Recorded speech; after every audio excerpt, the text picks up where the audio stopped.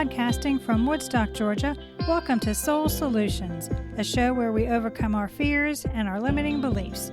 I'm your host, author, and certified life coach, Terry Kozlowski. Hello, warriors. This week we have a special edition of the Soul Solutions podcast where I was interviewed by Mary Lee of Unfacts Podcast. We talked about playfulness, we talked about finding our younger self, and transcending our fears and overcoming trauma. So I really enjoyed the episode and thought that you would too. So this week we're going to replay that podcast show with Mary Lee interviewing me to talk about playfulness and why it's important in our lives. Enjoy the show. Here we are at episode 11, and in this episode I go all the way to Woodstock, Georgia to speak with Terry Kozlowski. Terry has a remarkable backstory. She discovered her true path in life only by coming to terms with a painful childhood. Today she is a successful life coach with a certification from the Academy of Modern Applied Psychology, and she helps many others overcome limiting beliefs and fears. She also is the host of the podcast Soul Solutions, which she launched in August 2020 during the pandemic. In her podcast, Terry dives into the soul to teach us how to take control of our ego and emotions to create the life we desire. Her show recently reached a milestone 1,000 downloads. You can find her on Apple Podcast. Among the fascinating feats that Terry has overcome from childhood trauma and abuse, she can now add published author to her list.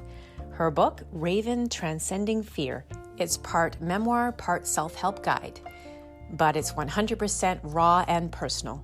Terry's story of diving deep into her past and dealing with the terror before ultimately getting comfortable with fear and transcending it. I recently met Terry through a mastermind course online. My husband's best friend, John Bell, always says, surround yourself with good people and good things will come. So being in this mastermind course and surrounding myself with the likes of people like Terry was remarkable. I wanted to share her backstory as an entrepreneur who overcame so much, not just through this pandemic. So I really hope that you enjoy this episode. And you can also find Terry's book, Raven Transcending Fear, on Amazon. Recently, Terry's book has been nominated for the Cover of the Month contest on All Author. Throughout the month of April, you can cast your vote online at allauthor.com and vote for her book. You can also learn more about Terry at terrykozlowski.com, TerryKozlowski.com. Terry, I am just thrilled, really am thrilled to have you join me on my podcast. And 30th podcast interview? It has been my third. Okay, Yes. but am I the first Canadian podcast host? Yes. The first Canuck. So I have a captive audience. This is great. Do. So Terry, you and I met on Jacqueline Malone's Plug and Pitch workshop. There was something that inside me instinctively told me I need to reach out to Terry, not even knowing at the time that you had already been doing all of these podcast interviews yourself and are the host of Soul Solutions podcast. So I am. That makes it even more dynamic because I like talking podcast host to podcast host, right? It's always more fun. We know what we're getting into with each other. Yeah, yes. So of course my platform is to talk about those COVID crusaders, those go get 'em women that pursue their passion against all of their fears and the dilemmas that we face in the world. And I asked you about, the fact that we have the power to share our stories is a real good tool for our own transformation and also the transformation journey that we hope to help other people on. And so when COVID happened, the world went into another form of transformation, some towards the healing side and spiritualities. Others just went running for the hills in the opposite direction, full of fear, maybe even falling into addiction, abusive behavior, worrying all the time, having to confront their limiting beliefs. Your book, Raven Transcending Fear, I feel it can't be more poignant a message than the here and now. So tell us a little bit about the journey of how, what was involved in writing the book. How did it come to you that you needed to write this book? And is it a reminder to yourself about your own resiliency? So, if you would have asked me prior to 2018, and I had been asked over the years about writing my story, and it was always not just no, but a hell no. It was adamant that I was not going to do it. And then in the summer of 2018, I became pregnant with a book. And 9 months later, I had written the first draft of Raven Transcending Fear. I named the book before it was done. I came up with a cover design before it was done. So I knew what it was going to look like. That. And then I went through the editing process, which took much longer than you think it does. And I went through the lovely rejection of many, many publishers telling me they didn't want my book.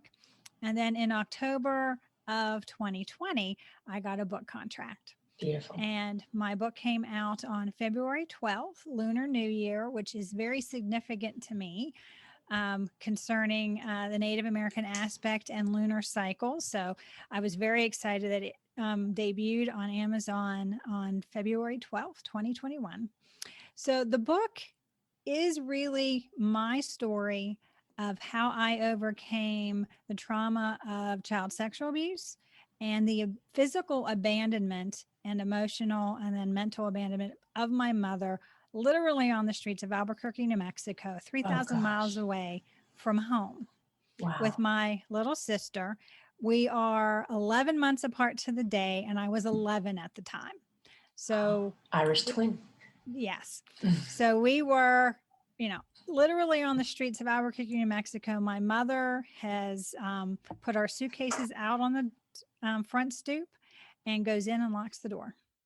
And my sister's screaming and crying, banging on the door. And I'm trying to figure out how to take care of my baby sister, which was the last thing my dad said to me before we left on this trip to visit my mother. So that clicked in.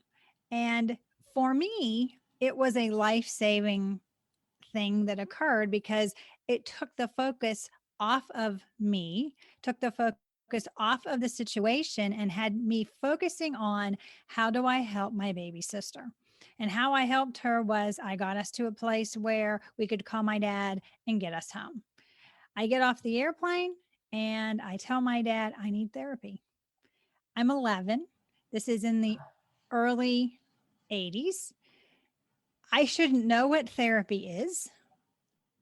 And yet here I am asking for it. So I was a very aware child. And I always knew that I had a connection to the divine, to the spiritual realm, whatever you want to call it. And I think that was what started me down this journey. So the book is that complete story from the understanding that I came to this world not fearful of anything. I came to this world knowing who I was, knowing I had a mission in life, and then life happened. And life happened because of those things that are unknown to the child when they come into the world, which is their family. And families can be a blessing and they can be a curse. And I had a split family. I had some family that was absolutely a blessing and helped me through the traumatic aspect of the other half of my family. So when the book starts there, talks about the trauma, and then talks about my recovery and the steps I took to come to the other side and understand that we can all transcend the fear that the egoic mind brings into our day-to-day lives. And that the reality is we are supposed to see life from a loving perspective. And when we don't see it from a loving perspective, it's because we're choosing to look at life through the eyes of fear. And you can do one of two things: look through the eyes of fear or look through the eyes of love. And consciously choosing to see with the eyes of love is ultimately how you transcend fear. I feel like I'm being wrapped with a warm blanket right now. You are so comforting. Your message resonates to everybody, no matter what the situation is. Some childhood trauma. Yeah, it just it's like a reassurance, and I get the same feeling when I listen to your podcast that you're just there to wrap us with comfort, knowing that whatever we're in, it doesn't define us. It's not our future. It's just the stories of our past, and we have the power to rise above it. Absolutely. So I was listening again to your podcast episodes, and I really liked episode 33 when you talk about forgiving your mother to move forward. And you quote Anne Lamott, an author. It's funny because just recently she was on Kathy Heller's podcast, Don't Keep Your Day Job. Mm-hmm. You see where this is all going? There's just this entwining connection. It gives me goosebumps just to see how the universe is connecting us to the people that we need to hear from, whether Absolutely. So, and I loved what you talked about, forgive to free ourselves, because it's an act of self-care, and we are in the dawn of self-care more so now than ever. Tell us how it felt, that releasing, that freeing of yourself. Forgiving my mother was a very difficult process because I spent a lot of time trying to figure out the why. Why did it happen? Why did she not love me? And when the ego attaches to the whys, and the reality is, it didn't matter what the why was. There could never have been a justification my mother would have given me to why that I would have accepted. So the ego trapped me in staying in the past with trying to find out the why, trying to figure out what I could have done to have changed the situation. If I had been born to a different family, all of that good stuff that as an 11, 12, 13, 14-year-old, you struggle with because you don't have the language, you don't have the understanding, you don't have the cognitive ability to figure out what happened and how to move forward. So as I was struggling with all that, forgiving my mother ended up being a process where I spent time looking at what things was she causing negatively in my life today. And when I looked at in the present moment, she had nothing to do with me. We didn't speak, very, very rarely throughout the course of my life. From the time we were in New Mexico and the trauma occurred, I'd only seen my mother 2 times after that. One on my wedding day to my first husband, and 3 times. One I visited with her and my sister, and she met my son when he was 18 months old. And then one trip in 96. So I hadn't seen my mother since 1996. And the most of my healing occurred after that, because when I saw her, although that was the only time I had visited her that she stayed sober, all the previous times there'd been alcohol involved or drugs involved. So that was the only time she was sober. Well, I take that back. She really wasn't. She was smoking marijuana. So no, she wasn't really sober. But the reality was, in forgiving her, what it said to me was, I was more important than she was to me.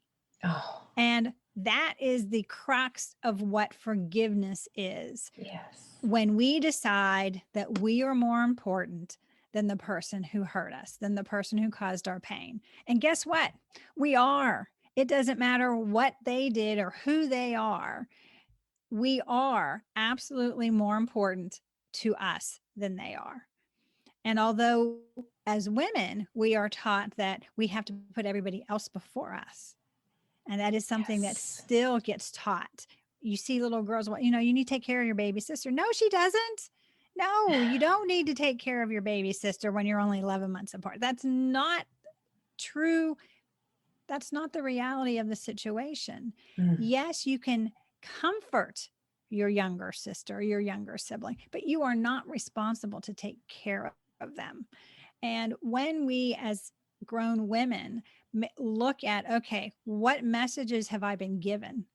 And how am I internalizing these labels that somebody else put upon me? I didn't put that upon me. Yes. And And when we choose to say, okay, I'm done with the labels, which means I'm done wearing the masks, I'm done wearing the armor, I am done playing these roles and truly become our authentic selves, then we get to determine who we are. And when I get asked who now, who's Terry Kozlowski, I don't use labels. I say, I am authentically me sitting here with authentically you being you and having a lovely conversation about how we can all overcome our fears and limiting beliefs. Let's talk about the raven.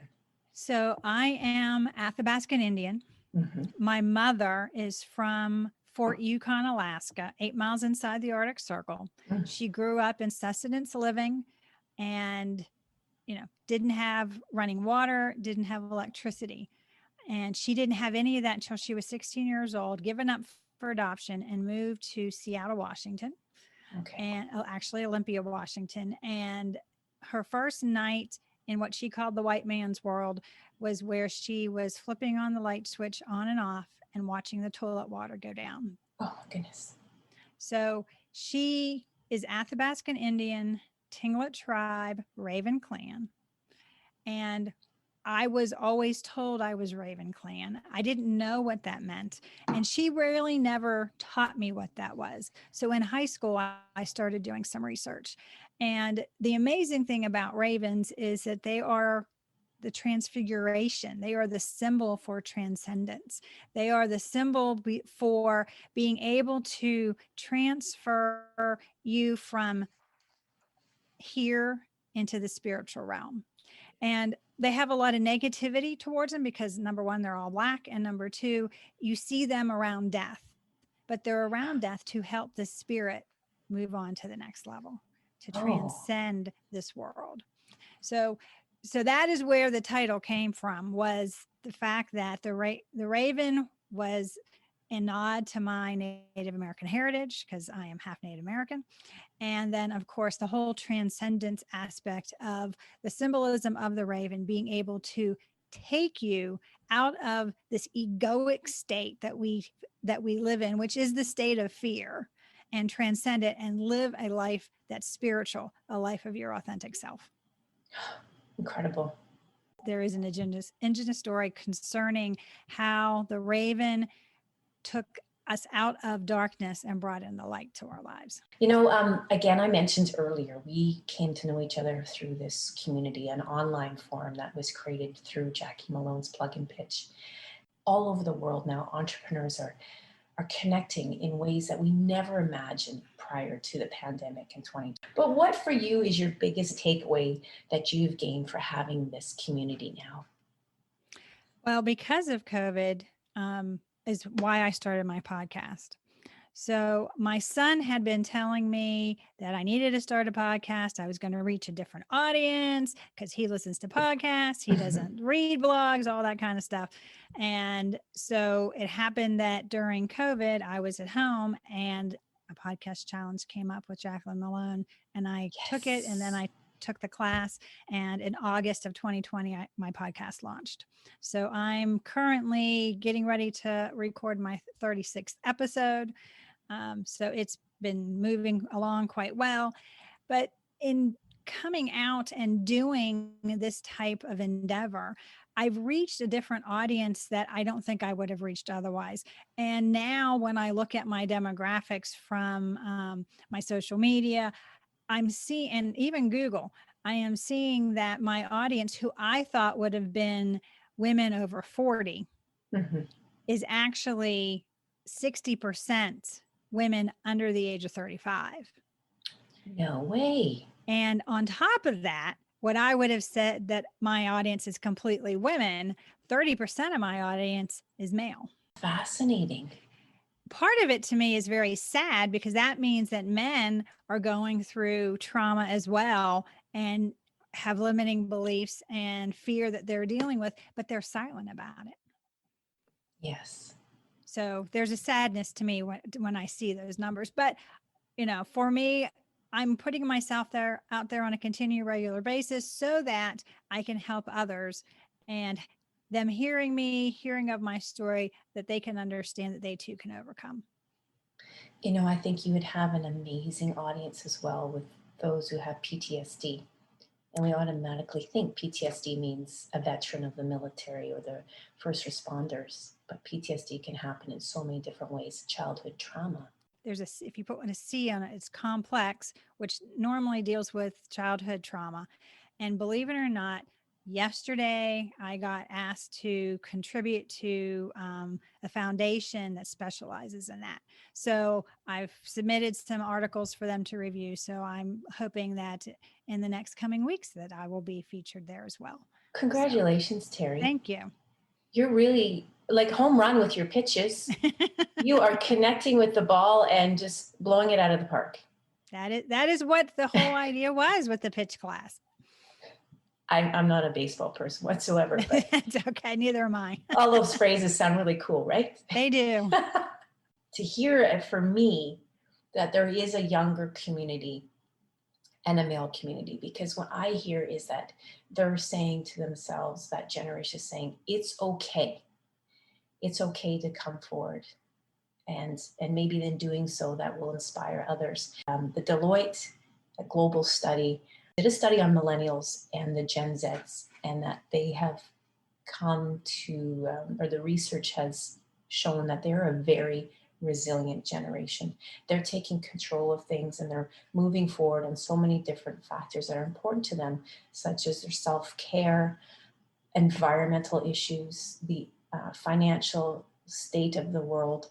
It delights me to hear that younger audience, that your demographics are being drawn to your message and your teachings. The sad part about that is that, part of the reason I know I'm attracting that is because when you look at the demographics from child abuse or specifically child sexual abuse, when you are now at 66% of all children are sexually abused before they reach the age of 18.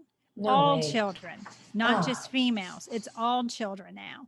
So that statistic is just horrendous. And that doesn't surprise me when I actually look at that data, that I would be attracting that particular age bracket, because they too have suffered and they too need to know how that they can overcome. And more importantly, how they can heal themselves now so that they don't continue the process. Break that pattern. Yeah, break the generation pattern that's in place. I want to go deeper on this just a little bit, because the fact that you two are drawn, you said that you were always aware that you were connected to a higher self, that the divine is spiritual. And there is a very strong force within me that feels the same way. And I continually to be drawn to, and at the same time attracting people of similar beliefs. You feel as though that the universe has tapped you on the shoulder with that, okay, you needed to go through what you went through because it's now your time to be the spiritual healer that so many in the world need. Absolutely. Yeah. I think the pandemic, for as negative it has been, for all the deaths that have occurred, one of the things that I have noticed is that people are waking up. People are realizing that what they were striving for from the egoic perspective, whether it was money or power, that didn't matter in the pandemic. It didn't matter if you had, millions and millions of dollars, you still could get sick. You still could die from this. Yeah. So the real healing that's coming is realizing that every day we have the opportunity to do simple things to love one another. And when we love one another, when we go through our lives responding with love instead of out of reacting from fear, that's how we change the world. That's how we change ourselves. We have to do it for ourselves first. And I think that's what really and truly everybody had to pause. And mothers who wanted more time with their children got more time with their children. Maybe not how they wanted it, maybe not from homeschooling, but they got that time. And reevaluating what's important to us. I went from working 50 hours a week to not working, and now I'm part-time. I'm looking at not working for somebody else. I want to move everything to where this is what I do full time, that all I want to do is help others. others. And what I'm doing in the corporate world helps, but it's not what triggers the love and inspiration within me to continue to do what it is I do. Because what I'm doing with you is enjoyable. What I'm doing with you, I know is helping other people. And what I'm doing with you means something more important in the long run, will last longer than what I do in corporate world. I think that my spiritual path has included that because all of our past does bring us to our present state. So I learned a lot through that, but I also know that it's coming to a close. I feel very strongly that there are things that are closing and new things that are about to explode in front of me. So I'm excited. It's an exciting time. It is an exciting time. And I could spend like hours just talking about that, pivoting from one position to another and believing in yourself when you do it too, because it is scary and daunting. So let's chat podcasts. So the Soul Solutions podcast really is about helping people overcome their fear and limiting beliefs. And each week it's a solo podcast. It's just me talking. And we dive into one specific area. And I want you to walk away with actionable things that you can do today to start changing an area of your life.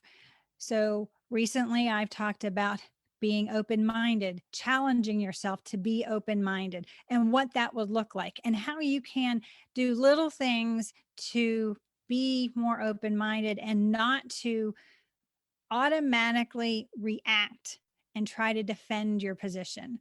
And I moved on to also talking about how to better communicate with people.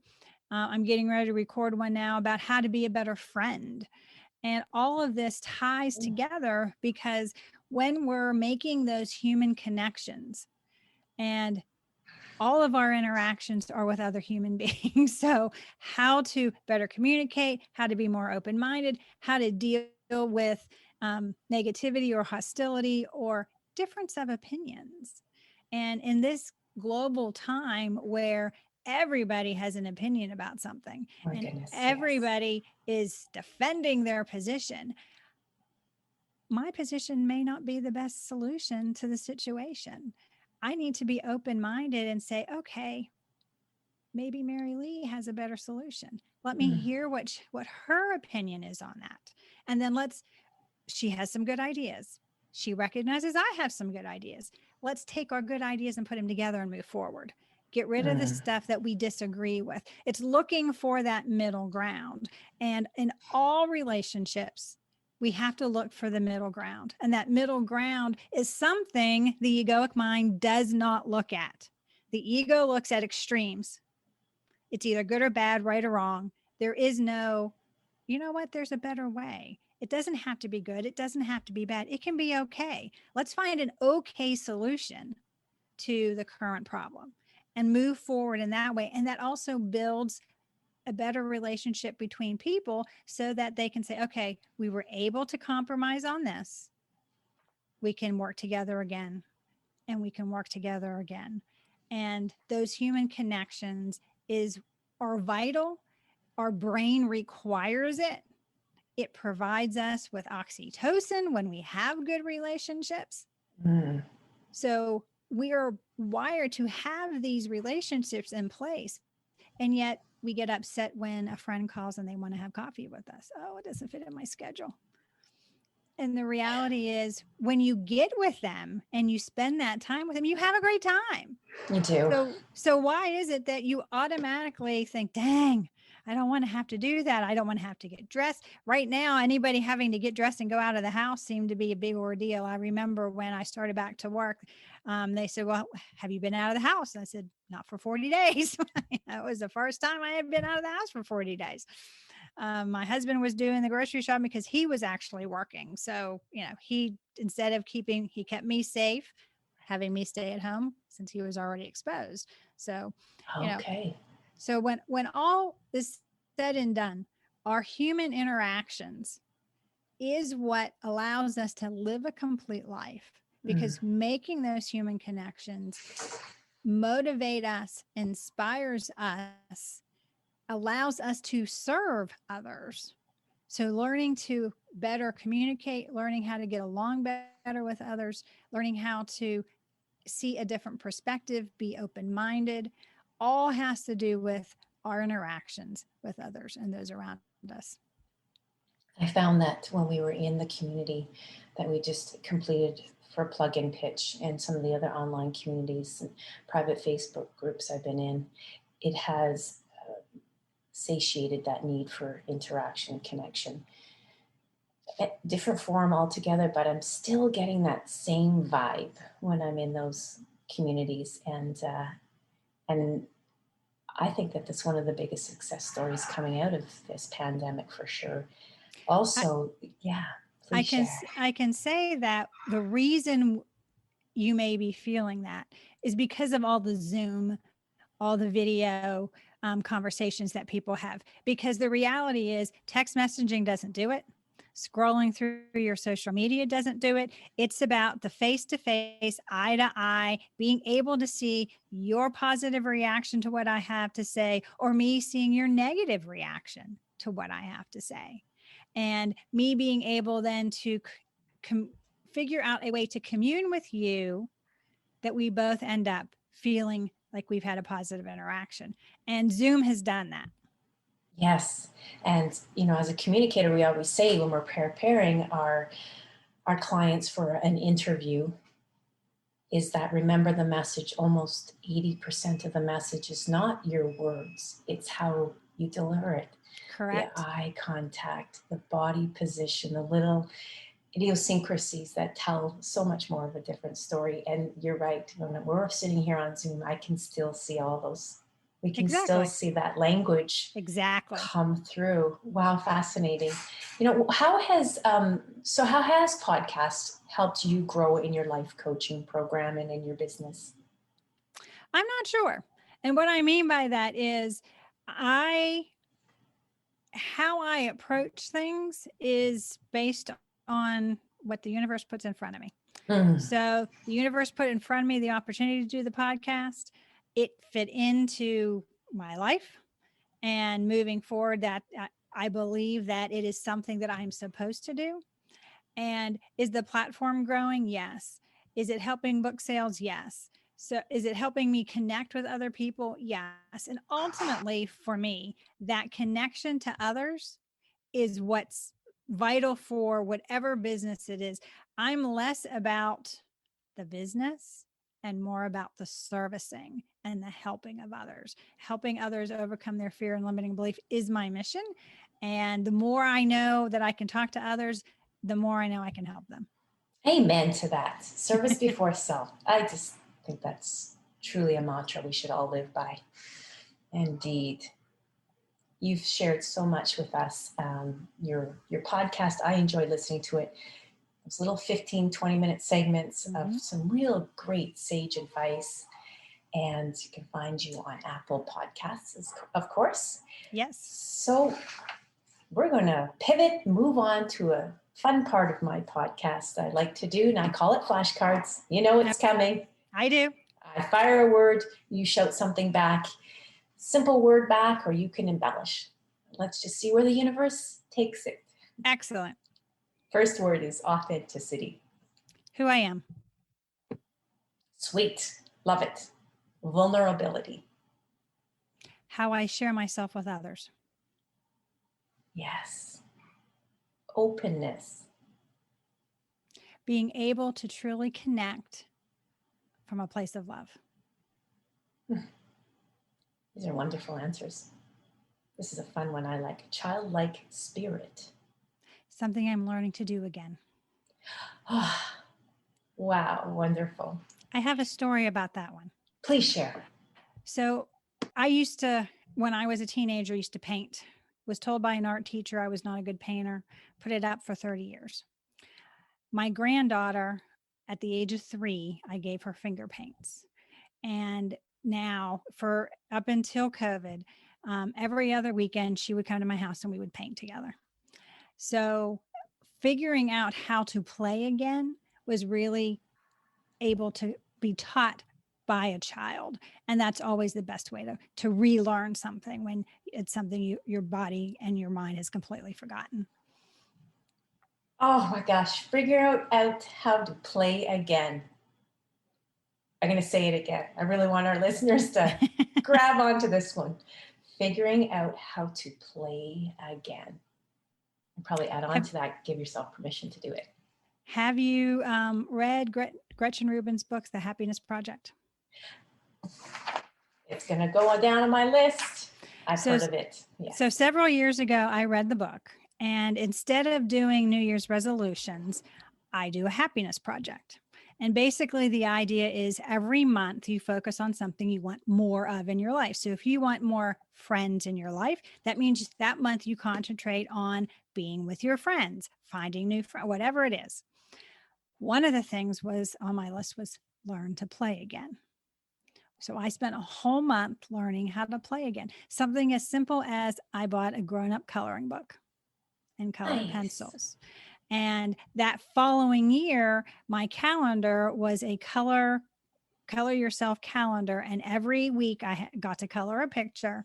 So I focused on learning how to bring that fun and that playfulness back in your having a game night, stupid, silly things that you don't think of, playing in the dirt. Okay, playing in the dirt. So all those little things that we used to do as a child that used to light us up and bring us a lot of joy. And so, I highly recommend the book. It was fabulous. So every year I do a happiness project. That's wonderful. It just gave me a great idea to expand this connection and this concept. So, and I'm going to post this podcast on my Instagram account. I'm going to encourage people to hashtag something, that phrase, play again. We'll come up with something, but also in the comment feed to share what it is that they're doing for play. And Awesome. we'll create some conversation around that. Great. Oh, so fun. Yes. There's something very cathartic about feeling, the pen, the coloring, the marker in the hand as it glides across the paper. Mm-hmm. Similar to the idea of morning pages or morning pages Morning for journaling. pages. Morning pages. Julia Cameron. Julie and Cameron. Artist's Way. Yeah, that book came across my radar right around 1997 timeframe. So I'm going to open it back up again. I've taught the Artist Way. You have. Yes. Okay, we're going to get you back on another podcast in a future episode, and we'll just go through that whole program if you would like. Okay, because I had been told by people that they weren't artistic, and I completely disagreed with them, and I could prove to them that they were artistic, that they were just shut down at some point. So I taught a group of ladies how to rediscover their creativity. We've talked a couple of books, amazing books. We've talked about your book. What's your all-time favorite read? Return to Love by Marianne Williamson. Oh my goodness. So, and the reason is it led me to discovering the Course in Miracles, which I've gone through several times, the teacher's edition, the workbook, all of it. And it is where the crux of my understanding of what fear is and what love is, and that a miracle is being able to change from looking at something from a place of fear to a place of love. That is the definition to me of what a miracle is. And miracles happen every day. We can cause the miracles to occur by a simple mindset change, by simply looking at somebody that we think we dislike or we think that we're fearful of. And I can give you an example. My sexual abusers were 3 Hispanic men. So my ego, when I see Hispanic, has angst. Okay. But because of being in the workforce, I've had more positive experience with Hispanic men. They're lovely human beings. They're very family oriented, very, very lovely men. And I've had more positive experiences than negative experiences with Hispanic men because I've only had one negative. So because of that, the ego stuck to that angst. So now when I see a Hispanic man walking down the street towards me and my ego says, I can say, no, I've had more positive experience than negative experiences, and I've just performed a miracle. It's said so beautifully. Thank you. Is. Thank you for sharing that with us. It's so funny because another gal that was in our group, Christine, Terrio, and I interviewed her just the other day and launched her episode. She said the same thing. That book was her favorite book, the one by Marianne Williamson. So I need to get A Return to Love and start reading it to people. It was the book that started me down the path of really understanding that who I was as I was whole, I was worthy, and I wasn't broken. Mm. And when you've come from a traumatic childhood, you think you are broken. There's a large belief that you can't be made whole. And interestingly enough, I was recently in a group of 16 women who had been abused. And one of the questions that was asked of us was, do you believe you can truly heal from trauma? And we all thought that, yes, you absolutely can. And if you would have asked, and we asked, if you'd have been asked that when you were going through your trauma, would you have thought that was possible? All of us would have said no. So that mindset shift of from being a victim to being a survivor is a miracle in itself. And understanding that those mindset shifts are so vital to being able to move forward and to overcome whatever our current state is. And it's not a difficult process. Seeing a different perspective is what it's about. I think also true that when we're in the trauma, we're almost in that fight or flight kind of, I don't know, situation where the sympathetic nervous system is completely taking over. And so all rational thought goes out the window. Sometimes, yes. If you are still if you are still being abused, yes. Mm-hmm. But as soon as you get out of that, we end up having the egoic mind pull us back into it. And we keep reliving the abuse. We keep hearing the tapes in our head of the abuser telling us that we are unworthy or that it's our fault that they abused us. So we are, however, are the ones pushing play on that tape recorder when we're listening to it in our minds. So we can consciously choose not to play that tape anymore. And sometimes that takes a while. It took me many, many, many years to turn off the tape of my mother. And basically I said, you know what? I don't even need to keep this tape anymore. Let me just get rid of it. And so it's not anywhere that I can get to it to play anymore. Yeah.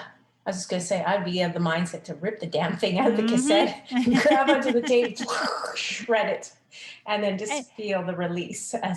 And if we could physically do that with what's playing in our heads, that would be awesome. But that's not as easily said as done. No, it is not. No. Wow, this has been one of those amazing conversations where I could just keep holding on and keep you on forever and keep talking and talking. But you have more podcasts of your own to record, more interviews, more pitching to do. I'm very grateful, blessed, and honored. I thank you, and I thank the universe for allowing me to meet you and giving me the opportunity to share your backstory, because that is my mission. My why is to share stories of people to allow other people to connect, and in doing so we can find our healing. Well, thank you very much for having me. It's been a pleasure. Terry, let the listeners know where they can find you online. You can find me at terrykozlowski.com or soulsolutionspodcast.com, and the book is raventranscendingfear.com. I'm also on all the social media platforms, so you can reach out to me there. Oh, wonderful. Thank you again for being on the show. Incredible. There are so many takeaways from this conversation. I don't even know where to begin. But one thing is certain. The more I sat and listened to Terry's backstory of childhood abuse, abusive parenting and neglect from her mother during her upbringing, to her transformation, becoming an author, educator, and healer that she is today, it was awe-inspiring. To take in so much hate and deliver so much love is in itself a miracle. Here are a few lessons, though, I did take from Terry's conversation. Important rules for life. We are not confined to limits others put us in, either with labels, opinions, neglect, or pain inflicted from our parents' emotional immaturity. Play Play fills the soul and can be relearned, rediscovered, and rekindled. All it takes is the freedom to find it again and the permission to indulge. Self-love, it's a cure-all for pain, trauma, anger, and all that unwanted emotions that our ego tends to hang on to. And the pandemic was a real wake-up call, and the healing that is coming is the realization that we all have the opportunity to love one another.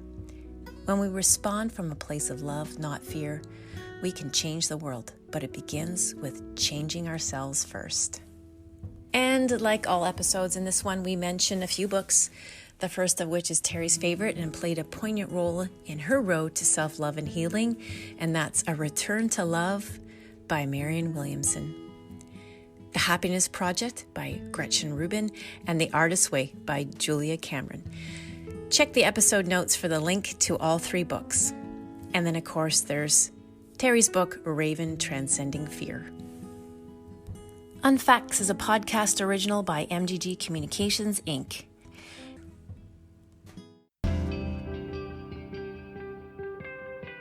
Thanks for listening to Soul Solutions with Terry Kozlowski. If you'd like the show and want to learn more, check out terrykozlowski.com, where you can find the links to everything we talked about in this episode.